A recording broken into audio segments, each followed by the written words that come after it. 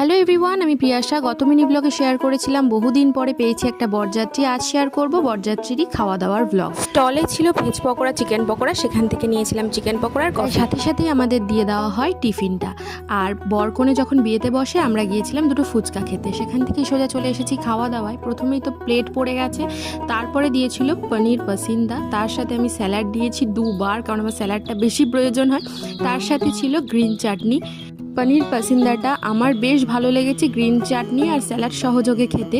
অনুষ্ঠান বাড়ির খাওয়া দাওয়া নিয়ে আমি বিচার করি না, কারণ যে যার সাধ্যমতোই তো আয়োজন করে। যাই হোক, তারপরে পড়েছিল মটরশুঁটির কচুরি, তার সাথে কাশ্মীরি আলুর দম।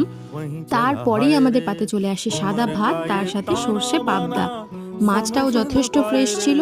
আর আমি এইখানে বলছিলাম আর কি, যাতে আমার পাশে তো ছেলে বসেছিল, ওকে যাতে শুধু মাছটা দেয়। তারপরে হলো ফ্রাইড রাইস, চিকেন কষা, তার সাথে চাটনি আর পাঁপড়। এটা ফ্রুট চাটনি ছিল। আমি তো মিষ্টি খাবো না, চাটনি পাঁপড় অবধি আমার শেষ খাওয়া দাওয়া। পুকুর প্লেট থেকে দেখালাম সন্দেশ, কাকিমার প্লেট থেকে দেখালাম রসগোল্লা, শেষ পাতে ছিল আইসক্রিম। তারপরই এলো বাড়ি ফেরার পালা।